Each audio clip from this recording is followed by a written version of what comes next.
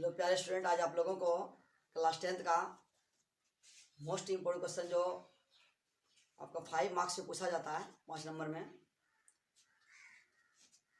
श्रेणी क्रम संयोजन, जो कि 10th के लिए तो स्पेशल है ही, लेकिन ये 12th में भी पूछा जाता है।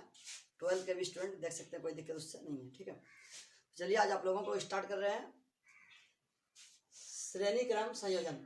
ठीक है, श्रेणी क्रम संयोजन का फॉर्मूला होता है, इसको सिद्ध करना है।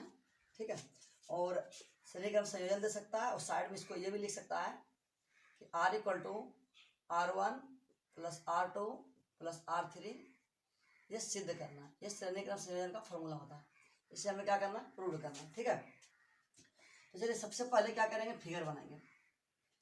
सबसे पहले फिगर बनाना है। ये प्रतिरोध है। ठीक है, ये प्रतिरोध है और यहाँ से एक सेल लगेगा। ठीक है, एक सेल लगेगा और इस सिरे से जोड़ेंगे। ठीक है, और ये प्लस और एक साइड माइनस चार्ज रहता है। ठीक है, और ये वोल्ट है V, और ये मेरा प्रतिरोध जो है R1 R2 R3 है। ठीक है, और इसमें वोल्ट जो होगा, वोल्टेज, तो V1 मान लेते हैं इसको। ठीक है, और यहाँ से यहाँ तक V2 मान लेते हैं,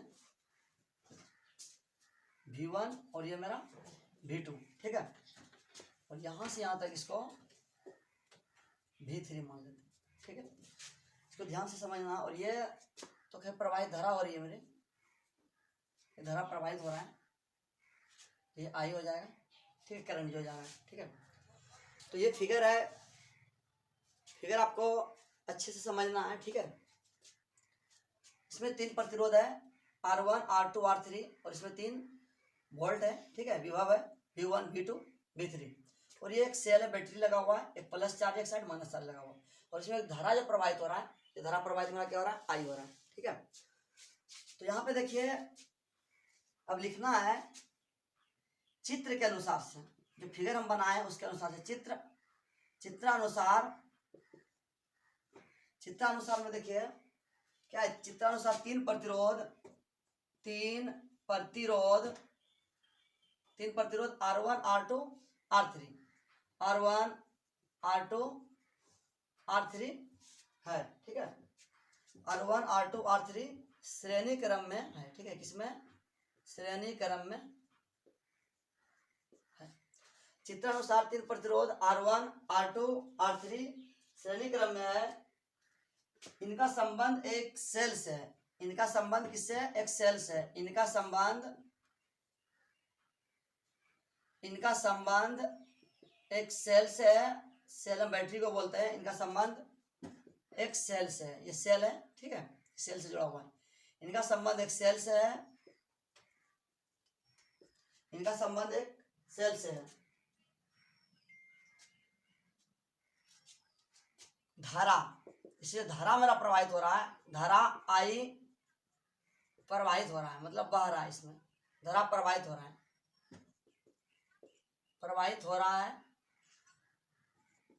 धारा प्रवाहित हो रहा है। चित्रानुसार 3 प्रतिरोध R1 R2 R3 श्रेणी क्रम में जुड़ा हुआ है। देखिए, ये श्रेणी क्रम में जुड़ा हुआ है। इनका संबंध एक सेल से, ये सेल है मेरा, एक बैटरी है, एक सेल से है। धारा इसमें जो है तुम्हारा I क्या हो रहा है, प्रवाहित हो रहा है, जिसको हम करंट बोलते हैं। धारा I प्रवाहित हो रहा है, जिससे तीनों प्रतिरोधों का विभवांतर, देखिए विभवांतर दिया हुआ है, जिससे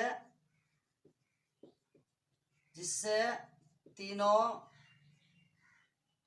प्रतिरोधों का विभवांतर V1 V2 तथा V3 है। ठीक है, अब यहाँ पे देखिए क्या करेंगे, ओम का नियम से। और ओम का नियम का फॉर्मूला होता है ओम नियम।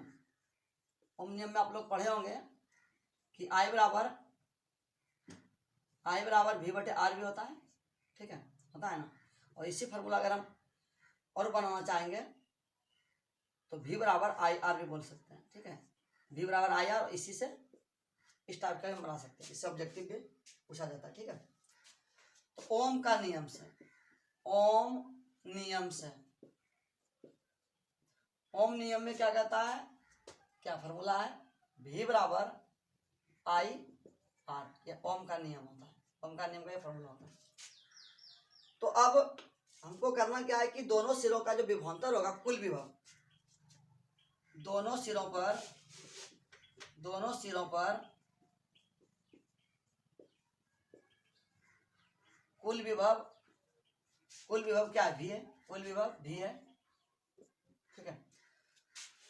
तो इसको हम लिख सकते हैं V इक्वल टू कुल विभव V है और विभवांतर क्या क्या, V1 V2 और V3। तो कुल विभव V है, इसको रहने दीजिए। उसके बाद ओम का नियम से चलते हैं। अगर देखिए यहाँ पे V बराबर आई आर जब हुआ तो अगर V1 निकालते हैं, V1 बराबर, देखिए V1 यहाँ है ना, V1 है तो I करंट तो एक ही जा रहा है, प्रतिरोध तो धारा तो जा रहा है एक ही, तो करंट चेंज नहीं होगा। यहाँ पे देखिए चेंज होगा V1, जैसे कि यहाँ पे V बराबर आई आर, तो V1 जब हम लेंगे यहाँ पे वोल्ट 1 पहला वोल्ट लेंगे विभव, तो प्रतिरोध भी क्या R1 आई R1, ठीक है। इसको समीकरण क्या मान लेंगे, फर्स्ट मान लेंगे। और V2 इक्वल टू आई, और V2 जब लेंगे इसका प्रतिरोध क्या R2 है, R2 लिख लें, समीकरण second.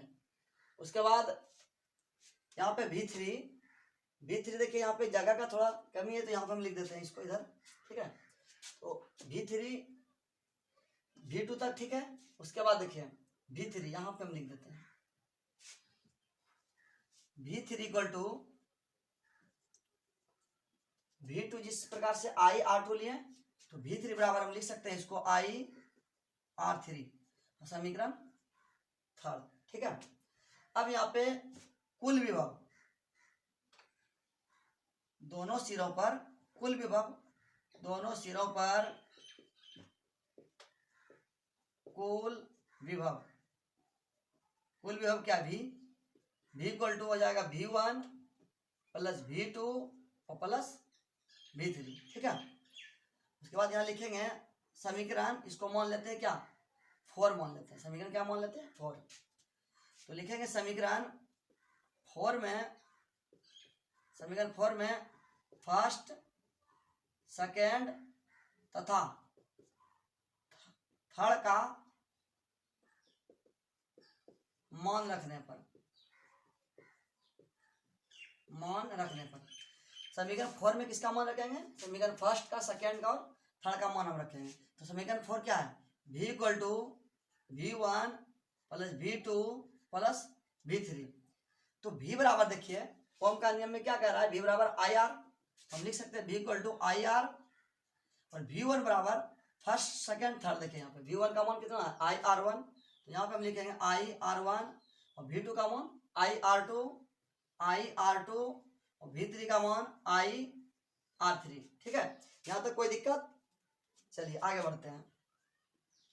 I R equal to, देखिए यहाँ पे आई सभी में मिल रहा है, कॉमन आ रहा है ना, करंट जो धारा है मेरा आई सभी में, आई कॉमन लेंगे तो क्या होगा, R1 प्लस R2 और प्लस R3 बचेगा, क्योंकि आई सबसे बार हम कर दिए हैं, तो आई और आई क्या आ जाएगा, बराबर में हम कटा सकते हैं ऊपर ऊपर, ठीक है।